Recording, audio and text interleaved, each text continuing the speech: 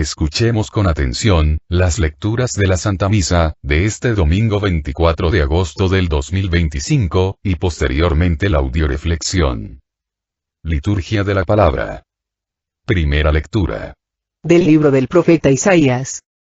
Esto dice el Señor: yo vendré para reunir a las naciones de toda lengua.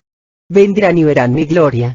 Pondré en medio de ellos un signo, y enviaré como mensajeros a algunos de los supervivientes hasta los países más lejanos y las islas más remotas, que no han oído hablar de mí ni han visto mi gloria, y ellos darán a conocer mi nombre a las naciones. Así como los hijos de Israel traen ofrendas al templo del Señor en vasijas limpias, así también mis mensajeros traerán, de todos los países, como ofrenda al Señor, a los hermanos de ustedes a caballo, en carro, en literas, en mulos y camellos, hasta mi monte santo de Jerusalén. De entre ellos escogeré sacerdotes y levitas. Palabra de Dios. Te alabamos, Señor. Segunda lectura. De la carta a los Hebreos. Hermanos, ya se han olvidado ustedes de la exhortación que Dios les dirigió, como a hijos, diciendo: Hijo mío, no desprecies la corrección del Señor, ni te desanimes cuando te reprenda. Porque el Señor corrige a los que ama, y da azotes a sus hijos predilectos. Soporten, pues, la corrección, porque Dios los trata como a hijos. ¿Y qué padre hay que no corrija a sus hijos? Es cierto que de momento ninguna corrección nos causa alegría, sino más bien tristeza. Pero después produce, en los que la recibieron, frutos de paz y de santidad. Por eso, robustezcan sus manos cansadas y sus rodillas vacilantes. Caminen por un camino plano, para que el cojo ya no se tropiece, sino más bien se alivie. Palabra de Dios. Te alabamos, Señor. Proclamación del Santo Evangelio según San Lucas. En aquel tiempo, Jesús iba enseñando por ciudades y pueblos, mientras se encaminaba a Jerusalén. Alguien le preguntó: Señor, ¿es verdad que son pocos los que se salvan? Jesús le respondió: esfuércense por entrar por la puerta, que es angosta, pues yo les aseguro que muchos tratarán de entrar y no podrán. Cuando el dueño de la casa se levante de la mesa y cierre la puerta, ustedes se quedarán afuera y se pondrán a tocar la puerta, diciendo: Señor, ábrenos. Pero él les responderá: no sé quiénes son ustedes. Entonces le dirán con insistencia: hemos comido y bebido contigo y tú has enseñado en nuestras plazas. Pero él replicará: yo les aseguro que no sé quiénes son ustedes. Apártense de mí, todos ustedes los que hacen el mal. Entonces llorarán ustedes y se desesperarán, cuando vean a Abraham, a Isaac, a Jacob y a todos los profetas en el reino de Dios, y ustedes se vean echados fuera. Vendrán muchos del oriente y del poniente, del norte y del sur, y participarán en el banquete del reino de Dios. Pues los que ahora son los últimos, serán los primeros. Y los que ahora son los primeros, serán los últimos. Palabra del Señor. Gloria a ti, Señor Jesús. Audioreflexión Misa del domingo 24 de agosto del 2025. Este domingo el Señor nos hace un llamado a la salvación. A aceptarla, a vivir como salvados y a llevar la salvación a los demás. En la primera lectura, Isaías nos dice que el llamado a la salvación es universal, que la voluntad salvadora de Dios es para todos los pueblos y para todas las lenguas. En la segunda lectura, nos dice que, en este esfuerzo por alcanzar nuestra salvación, nos acompaña el Señor como Padre, cuidándonos y corrigiéndonos para evitar que nos extraviemos y volvamos a caer en la esclavitud del pecado. Y en el Evangelio, Jesús nos indica que la puerta para salvarnos es estrecha, y que solo los esforzados entrarán por ella. Audioreflexión de la primera lectura. Del libro de Isaías. Yo vendré para reunir a las naciones de toda lengua. Dios quiere que todos se salven. Dios ha llamado y sigue llamando a todos, sin excepción, porque Dios es Señor y Padre de todos. ¿Puede Dios Padre llamar a algunos de sus hijos a la salvación y a otros no? Claro que no. Sería absurdo. Lo que pasa es que no nos llama a todos de la misma forma, existe diferencia en los medios que Dios ofrece a sus hijos para salvarlos. Isaías menciona que vendrán a Jerusalén. Unos a caballo, otros en carro, otros en literas, otros en mulos y otros en camellos. Los caminos para llegar a la salvación de Dios, simbolizada en Jerusalén, son muchos y diversos. Pero el método que Dios siempre va a utilizar para extender su reino, va a ser el mismo. Enviar mensajeros, que darán a conocer su nombre, los cuales traerán a los nuevos convertidos, como ofrendas al Señor, para a su vez, ser enviados por Dios, como mensajeros, y así la salvación llegue hasta el último rincón de la tierra. Dios quiere tu salvación y la mía, Dios te ama y por eso no cesa de enviarte de distintas maneras, mensajeros que te hablen de su amor, porque quiere tu salvación. Dios ya dio el primer paso, ahora te toca a ti dar el segundo paso, respondiendo a su llamado. Porque como diría San Agustín, el que te creó sin ti, no te puede salvar sin ti. Y si ya recibiste de Dios su salvación, porque eres tan ingrato, tan egoísta, que no te has puesto voluntariamente al servicio de Dios, como mensajero de su palabra, y como servidor de su reino, ¿que no te das cuenta que Dios te necesita para que su salvación llegue a todos sus hijos? Dios necesita al hombre, para salvar al hombre. Dios necesita que todos los que han recibido la salvación, se conviertan en mensajeros de salvación. Recuerda que el agua que no corre se estanca, se pudre y se echa a perder. Y el católico que ha recibido la salvación y no se convierte en mensajero de Dios, portador de su palabra, se estanca, se pudre, se echa a perder, cometiendo así, el más grande de todos los pecados, el pecado de omisión. Por culpa de los flojos, mediocres y de los buenos que siguen callando, muchos hombres, siguen sin recibir el mensaje de salvación. Si tú eres de los que ha recibido la salvación de Dios, hoy es el momento de empezar a responder al llamado que Dios te hace. Ya no solo de recibir la salvación y seguir viviendo como salvado, sino sobre todo de ser instrumento de salvación para que otros, recibiendo el mensaje de salvación, se arrepientan y se conviertan. El llamado a la salvación, por lo tanto, abarca 3 niveles. 1. Recibir la salvación. 2. Vivir como salvado. Y 3. Ser instrumento de salvación para los demás. Y este llamado a la salvación no admite excepciones ni de pueblos, ni de lenguas, ni de categorías sociales, pobres, ricos, ni de niveles culturales, con estudios o sin estudios, ni de personalidades, tímido, enojón, sociable, etc., ni de fisonomía, feo, guapo, ni de fisiología, fuerte, débil, gordo o flaco, etc. Todos recibimos el llamado por igual, pero cada uno encuentra sus propios apoyos y dificultades en el camino a la salvación, porque todos somos únicos y diferentes. Lecturas de apoyo. Primera lectura de apoyo, a la primera lectura. Primer libro de Timoteo capítulo 2, versículo 2. Dios quiere que todos los hombres se salven y lleguen al conocimiento de la verdad. Palabra de Dios. Te alabamos, Señor. Dios quiere la salvación de todos los hombres sin excepción, Dios quiere tu salvación y la mía. Cristo no vino a condenar al mundo, sino a salvarlo, pero la salvación sigue siendo voluntaria, es para el que quiera. ¿Qué tengo que hacer para recibir la salvación de Dios? Primero reconocer que necesito ser salvado. Reconocer mis pecados, mis debilidades, mis limitaciones, mis miserias humanas, mis enfermedades, mis apegos, mis vicios, arrepentirme y entender que solo, no puedo hacer nada, que es a partir de Dios que lo puedo todo. Segundo, creer en el poder y la misericordia de Dios, más que en mis limitaciones y pecados, arrepentirme, acercarme a confesar, recibiendo y aceptando a través de la absolución del sacerdote, el perdón de todos mis pecados. Tercero, escuchar la palabra de Dios, convertirme y empezar a vivir de acuerdo a la voluntad de Dios, cumpliendo sus mandatos, alimentándome constantemente de la Eucaristía, manteniéndome en oración y formación permanente. Y cuarto, convertirme en instrumento de salvación, comprometiéndome en la evangelización. Segunda lectura de apoyo, a la primera lectura. Libro de Mateo capítulo 28, versículo 18 al 20. Jesús se acercó y les habló así. Me ha sido dado todo poder en el cielo y en la tierra. Vayan pues, y hagan que todos los pueblos sean mis discípulos. Bautícenlos en el nombre del Padre, y del Hijo y del Espíritu Santo. Palabra de Dios. Te alabamos, Señor. Vayan y prediquen y hagan que todos los pueblos sean mis discípulos.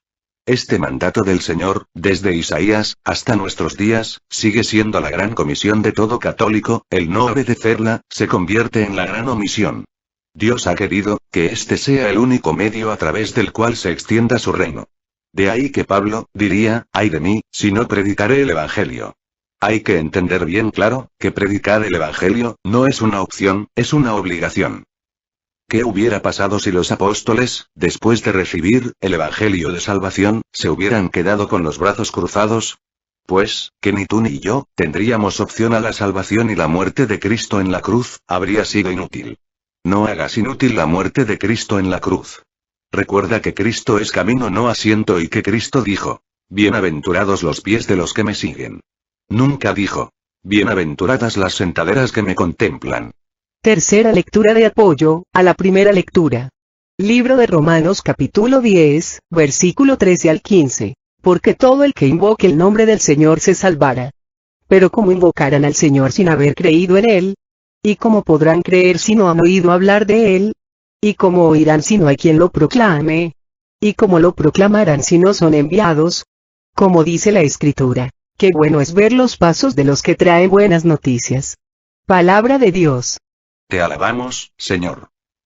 En esta lectura nos dice el Señor, que solo se salva el que invoque el nombre del Señor, pero ¿cómo lo invocarán, si no hay quien se los predique? Veamos hasta dónde llega el gran pecado de omisión, de no predicar el Evangelio. ¿A cuánta gente afectamos por nuestra flojera, miedo, falta de responsabilidad y compromiso con Dios? Desde que se prendió la llama olímpica en Grecia en el año 1900, hasta nuestros días, jamás se ha apagado, y cada 4 años, del último lugar cede. La llama olímpica va pasando de atleta en atleta, llegando a participar miles de atletas en esta ardua tarea, de correr durante 4 años, para llevar la llama olímpica al próximo lugar cede. Imagínate que tú eres el penúltimo atleta, ya todos tus compañeros han corrido 3 años y 364 días, y al llegar a ti la llama olímpica para ser entregada al último atleta, decides apagarla. ¿Sabes qué te va a pasar? Te van a comer vivo, todos los integrantes del deporte y de la Comisión Olímpica. Ahora ve, todo lo que han pasado todos los grandes hombres del Antiguo y Nuevo Testamento, todo lo que tuvo que pasar Cristo, para traer la llama de la salvación a los hombres, ve cómo han corrido no 1000 años, sino muchos más, y ve cómo miles de personas, profetas, apóstoles, discípulos, han tenido que pasar por sacrificios, innumerables, persecuciones, martirios, para que a ti y a mí nos llegue el Evangelio, la llama de la salvación y qué tremendo, que al llegar a nosotros, decidamos apagarla. ¡Wow! Gran pecado de omisión. Que nos puede llevar a la condenación. Muchos quizás me dirán, yo, soy tan ignorante, no sé hablar en público, nada se me pega.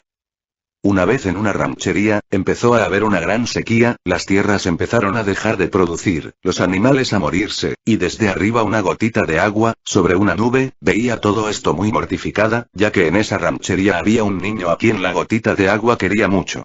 Y la gotita volteaba para todos lados, buscando que otras gotitas de agua más grandes que ella se aventaran, pero nadie parecía darse cuenta de lo que estaba pasando.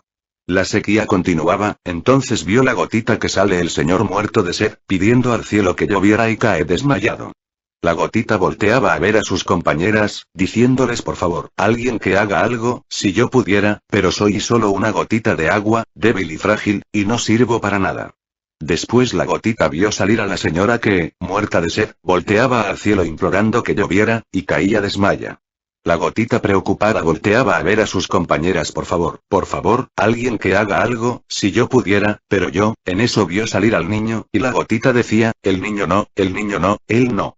El niño muerto de sed volteó al cielo implorando agua, la gotita no pudo aguantar más y dijo, me voy a arrojar, aunque sea para mojarle los labios antes de que se desmaye y muera, y así lo hizo. Sus compañeras al ver que se había aventado, se dijeron, si ésta se aventó, ¿por qué nosotros no? Y empezaron a aventarse una a una, produciendo una gran lluvia, logrando así, que la sequía terminara. No importa que tú sientas que eres poca cosa, si estás escuchando el llamado de Dios, es porque Él cree en ti, y te está llamando por este medio no solamente para que aceptes su salvación y la vivas, sino para que seas portador de su palabra, mensajero de su salvación. Recuerda que Dios nunca le dice a un pájaro vuela si no le da alas. Audioreflexión de la segunda lectura, segundo libro de Hebreos. Dios una vez que nos salva, nos quiere enseñar a vivir como salvados, para que caminemos en la libertad de los hijos de Dios y podamos a su vez, llegar a ser instrumentos de salvación para los demás. Y su método de enseñanza se caracteriza por el amor de un padre hacia sus hijos. Y uno de los métodos que utiliza un padre para formar a sus hijos, es la corrección. ¿Qué padre hay que no se haya visto en ocasiones obligado a corregir a sus hijos? A veces la corrección puede terminar en un castigo, pero no en un castigo destructor, sino en un castigo lleno de amor, constructivo y educativo. El hijo sabe, aunque muchas veces llore y patalee, que la corrección o el castigo, son para su bien y provienen de un padre que le ama de corazón. Dios, para conducir al hombre hacia la puerta estrecha de la salvación, se ve obligado a veces a usar el método de la corrección y del castigo, manifestándonos de esta manera su amor de Padre. Y nosotros, sus hijos, en vez de lamentarnos, enojarnos con Dios, o con los que Él utiliza para corregirnos, deberíamos estar agradecidos de que Dios, a través de sus mensajeros, de su providencia, está constantemente pendiente de nuestra vida, que sigue de cerca todos nuestros pasos y, que cuando es necesario, recurre a la corrección y al castigo por nuestro bien. Es claro que la función de un padre no puede reducirse a ser un simple corrector. Un padre es aquel que cuida, protege, guía, alienta, alimenta, entusiasma a sus hijos por los caminos de la verdad y del bien. Así también nuestro Padre Dios, pone a nuestro alcance numerosos medios, para despertar en nosotros el deseo profundo de la salvación, para guiarnos por el camino seguro, cuidándonos, protegiéndonos, alentándonos a través de su palabra, alimentándonos a través de los sacramentos, y entusiasmándonos a través de la oración. Y lo hace de un modo absolutamente personal, porque Dios no es un educador de masas, sino de personas, de hijos. La salvación es iniciativa de Dios y tarea del hombre. Para el hombre es imposible salvarse por sí mismo. Es Dios quien salva. Pero Dios no impone la salvación, la propone, la ofrece. Y es tarea del hombre es aceptar esa salvación y vivir como salvado. Aquí se une por un lado el amor del padre por sus hijos, y el amor de los hijos que se preocupan por comportarse como tales. Lógicamente, los hijos que han aceptado el amor de su padre, se convierten a su vez en mensajeros de su palabra. Y si vamos a ser mensajeros del Señor, también tenemos que ser testigos, y esto requiere de formación y la formación requiere de corrección. El que no se deja corregir, nunca va a aprender. Los primeros en formarnos son nuestros padres, y, por ende, son los primeros en corregirnos. Y Dios, al aceptarnos como hijos, supuso que nosotros lo aceptamos a Él como Padre, y solo los malos padres no corrigen a sus hijos. Las correcciones en el momento de sufrirlas no son agradables, se necesita tener mucha humildad para aceptarlas, pero más tarde las agradecemos por el aprendizaje que nos brindaron. Se cuenta que una vez, en Inglaterra, existía una pareja que gustaba de visitar las pequeñas tiendas del centro de Londres. Una de sus tiendas favoritas era una en donde vendían vajillas antiguas. En una de sus visitas a la tienda vieron una hermosa tacita. ¿Me permite ver esa taza?, preguntó la señora. Nunca he visto nada tan fino como eso. En cuanto tuvo en sus manos la taza, escuchó que la tacita comenzó a hablar. La tacita le comentó: usted no entiende. Yo no siempre he sido esta taza que usted está sosteniendo. Hace mucho tiempo yo solo era un montón de barro amorfo. Mi creador me tomó entre sus manos y me golpeó y me amoldó cariñosamente. Llegó un momento en que me desesperé y le grité: por favor, ya déjame en paz. Pero mi amo solo me sonrió y me dijo: aguanta un poco más, todavía no es tiempo. Después me puso en un horno. Yo nunca había sentido tanto calor. Me pregunté por qué mi amo querría quemarme, así que toqué la puerta del horno. A través de la ventana del horno pude leer los labios de mi amo que me decían: aguanta un poco más, todavía no es tiempo. Finalmente se abrió la puerta. Mi amo me tomó y me puso en una repisa para que me enfriara.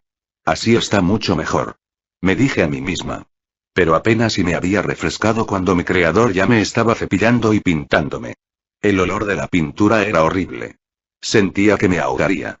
Por favor, detente, le gritaba yo a mi amo. Pero él solo movía la cabeza haciendo un gesto negativo y decía: aguanta un poco más, todavía no es tiempo. Al fin mi amo dejó de pintarme. Pero esta vez me tomó y me metió nuevamente a otro horno. No era un horno como el primero, sino que era mucho más caliente. Ahora sí estaba segura que me sofocaría. Le rogué y le imploré a mi amo que me sacara. Grité, lloré.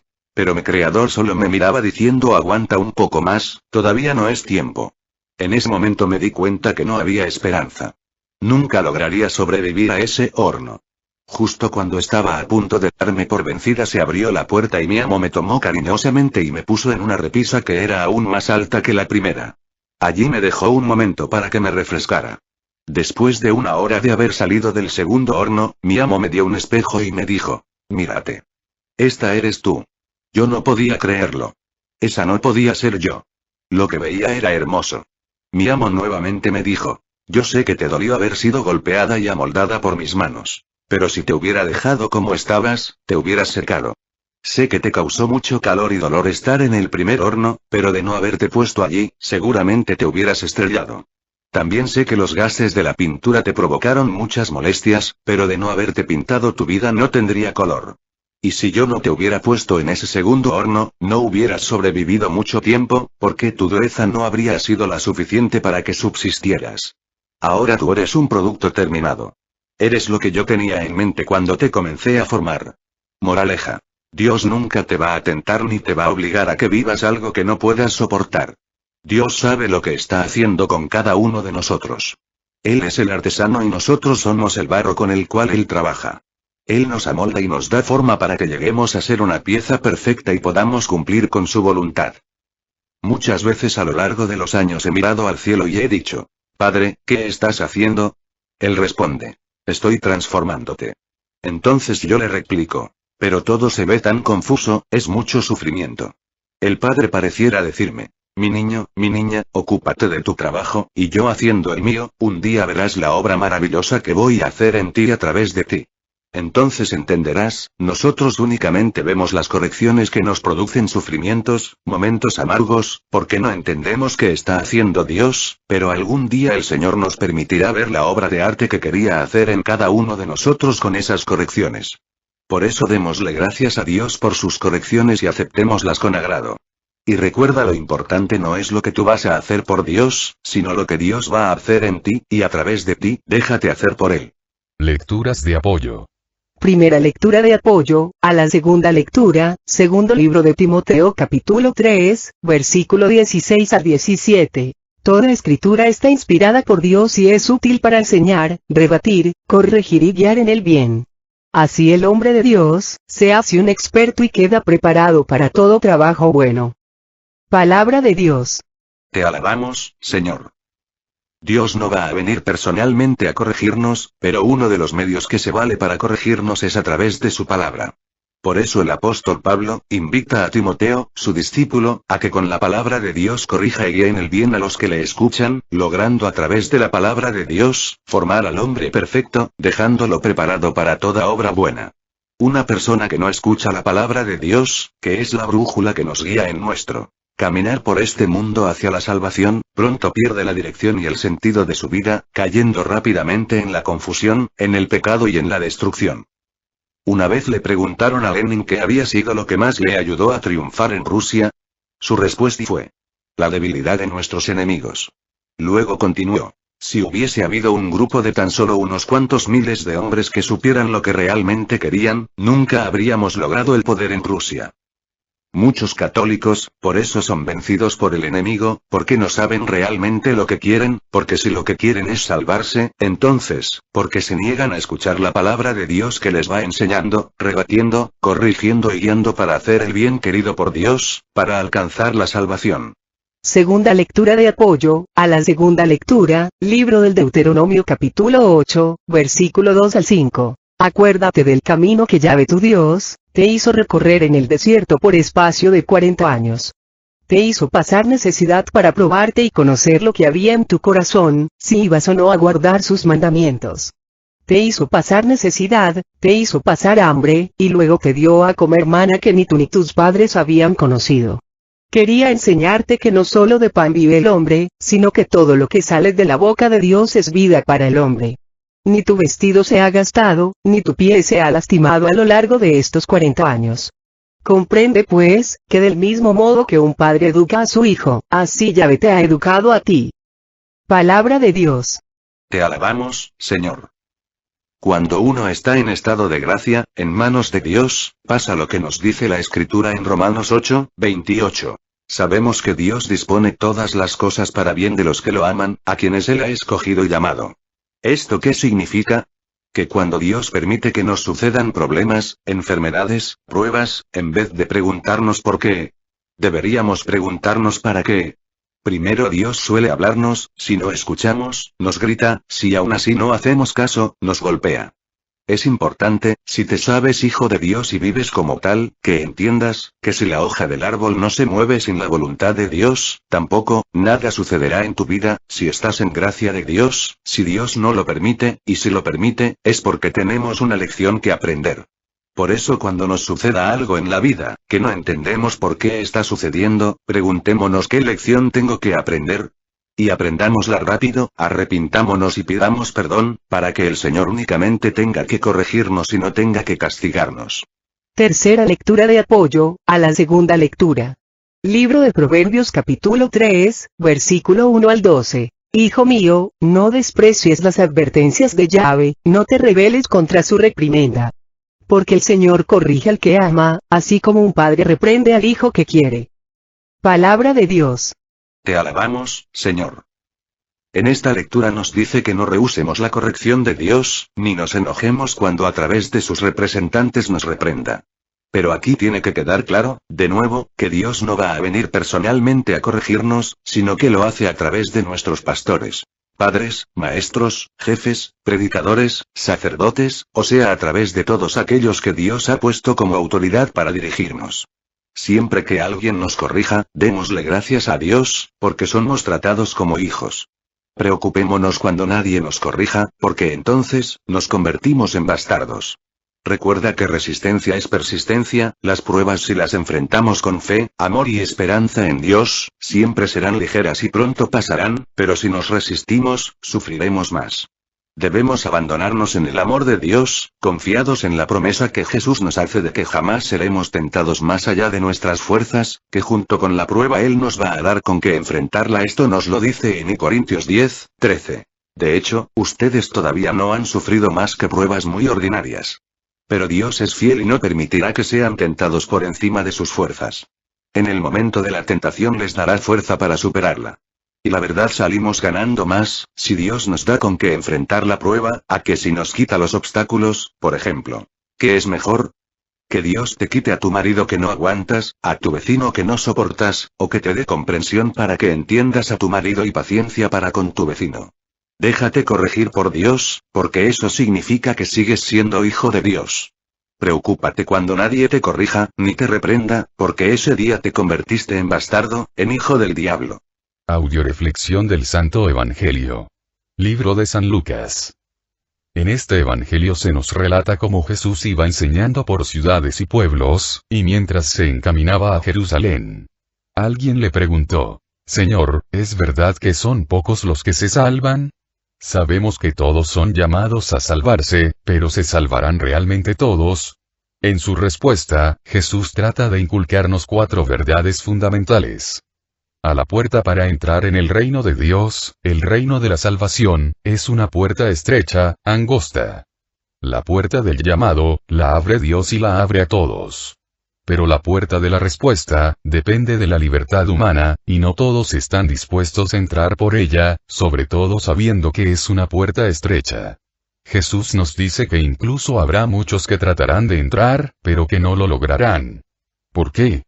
Porque pretenden entrar cargados de muchas cosas que les impiden el paso: pecados, vicios, rencores, resentimientos, orgullo, soberbia, envidia, etc.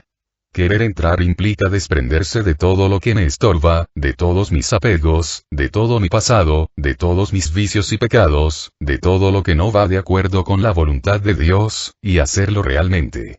Sin esta voluntad de desprendimiento y sin esta libertad de esfuerzo, no se puede pasar la puerta de la salvación.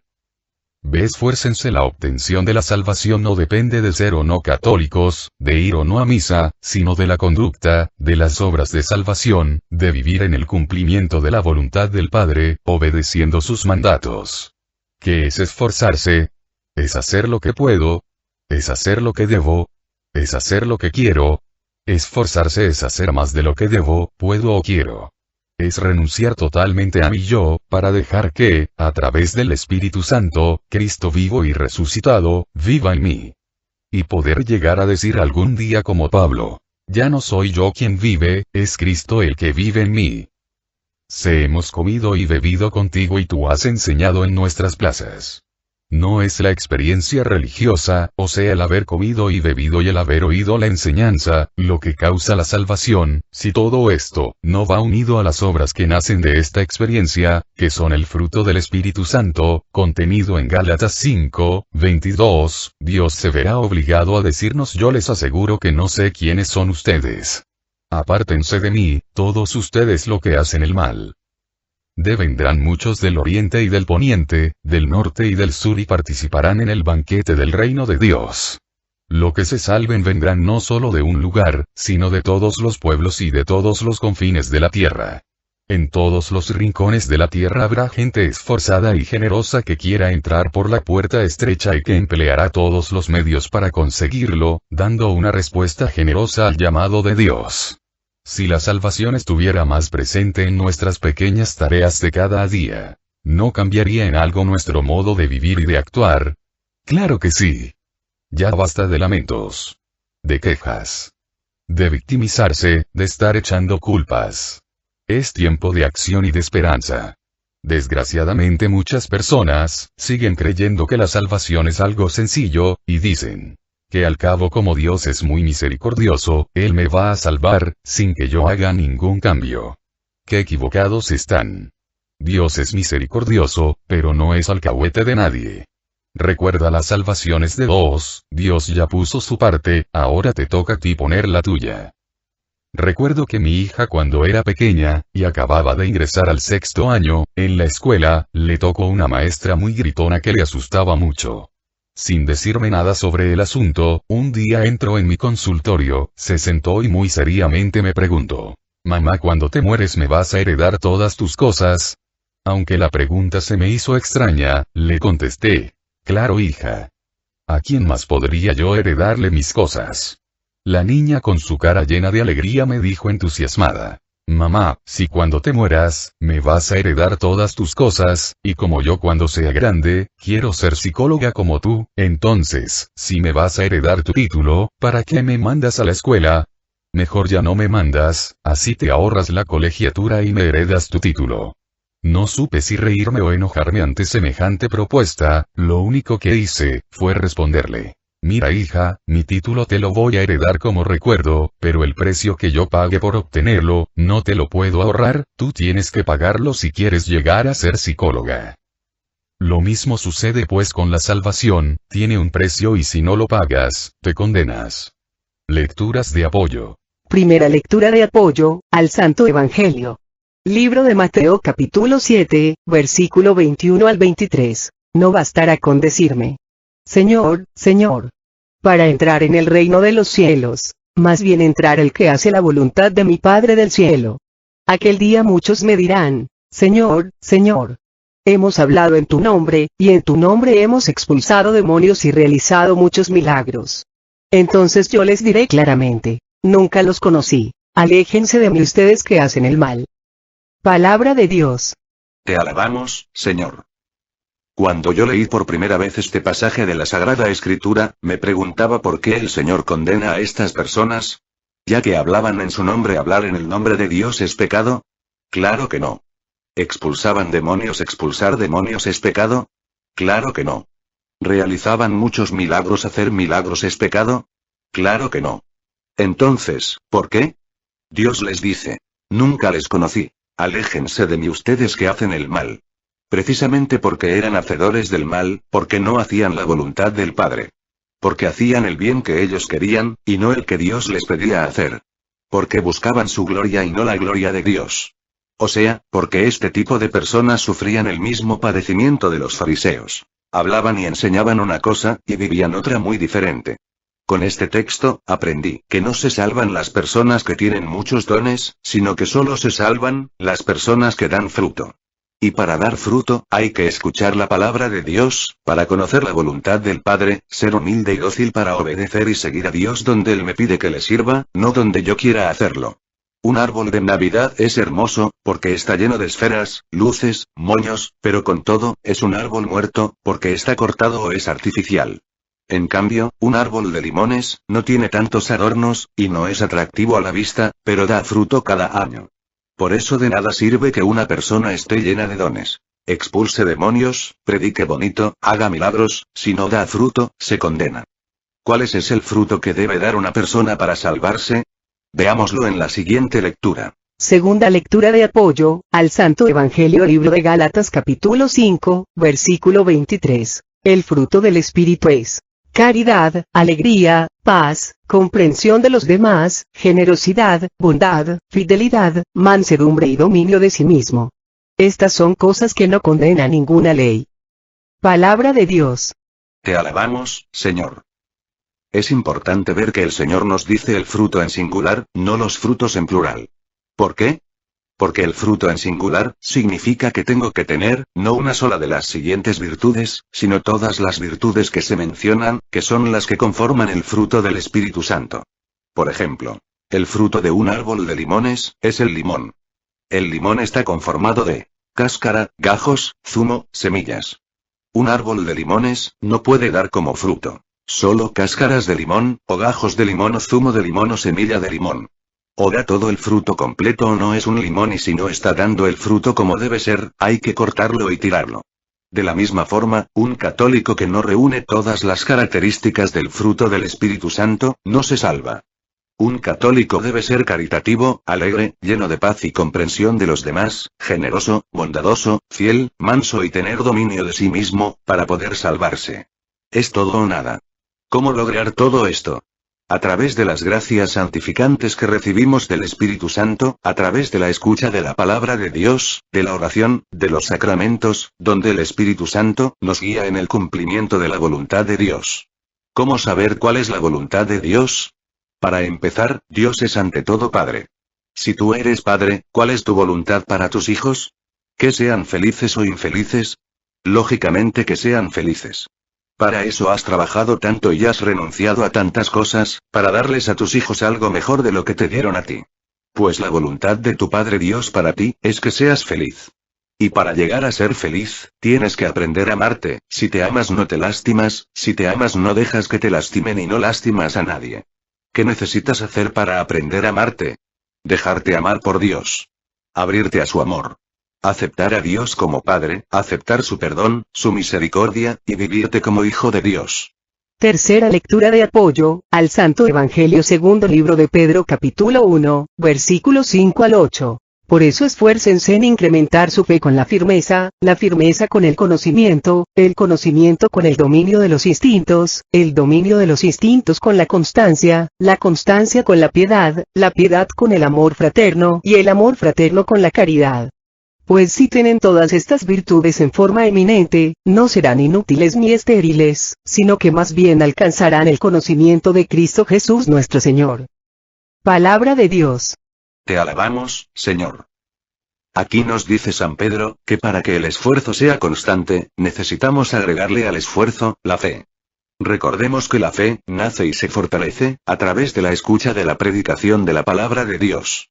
Luego nos dice, hay que agregarle a la fe, la firmeza que nos da el conocimiento. Al conocimiento la moderación. A la moderación la constancia. A la constancia, la piedad y a la piedad el amor fraterno. O sea que no basta con esforzarnos un día, una Semana Santa, en las fiestas patronales, o de vez en cuando, el esfuerzo es de todos los días, porque muchas personas creen que el ir a misa los domingos, comulgar, rezar el rosario, etc. les exime del esfuerzo personal de un cambio de vida. ¿Hasta cuándo voy a dejar de cambiar? ¿Hasta cuándo voy a dejar de esforzarme? Hasta que sea perfecto. Hasta que sea santo. Preguntante, ¿cuánto te hace falta para ser perfecto hijo de Dios, perfecto padre o madre de familia, perfecto hombre o mujer, etc.? Y yo te diré cuánto te hace falta para dejar de esforzarte. Vivir es cambiar, el que no cambia no vive. Muere, y como decía mi abuelita, que descansen en paz los muertos, nosotros estamos vivos y necesitamos esforzarnos, no conformarnos. Demos gracias a Dios por ser nuestro Padre y comportémonos como hijos de Dios, que, con humildad, docilidad, obediencia, se dejan corregir, guiar, formar, sobre todo por su palabra, para que podamos llegar a dar frutos abundantes de salvación y vida eterna. Pedimos por las misiones que tenemos en puerta, para que Dios siga derramando abundantemente su Espíritu Santo, llenándonos de los dones, de las gracias, bendiciones y sabiduría que necesitamos, para seguir dando frutos. Oremos por todos los que han sido invitados a participar en los cursos, para que Dios permita que den una respuesta generosa a su llamado. Oremos por cada uno de nosotros. Oremos por todos los que nos han pedido oración o nos hemos ofrecido orar por ellos, especialmente por el Padre Olman, por el Padre David, por Maribel, por Sandra Miranda, por Araceli, por Petrita, por Cecilia Gabriela, por Isabel, por mí, por el embarazo de mi hija Vicky, por todos nuestros familiares, y por cada uno de nosotros, para que el Señor Jesús nos remedie a todas nuestras necesidades, nos conceda la salud de alma, de mente, de emociones y de cuerpo. Nos aumente la fe, la esperanza, el amor, la paz y nos dé sabiduría, para realizar en cada momento e instante de nuestra vida su santa voluntad. Oremos por el programa de Radio María, El Arte de Vivir, para que Dios siga llenándonos de amor, gracia, bendición y sabiduría a los que participamos. Oremos por los cursos presenciales en Estados Unidos, para que Dios permita que toda la gente que ha sido invitada dé una respuesta generosa a su llamado y derrame su Espíritu Santo sobre todos los que van a participar, llenándolos de amor, gracia, fe y bendición. Todo a Jesús por María, todo a María por Jesús. Dios les bendiga. Carmen Medina.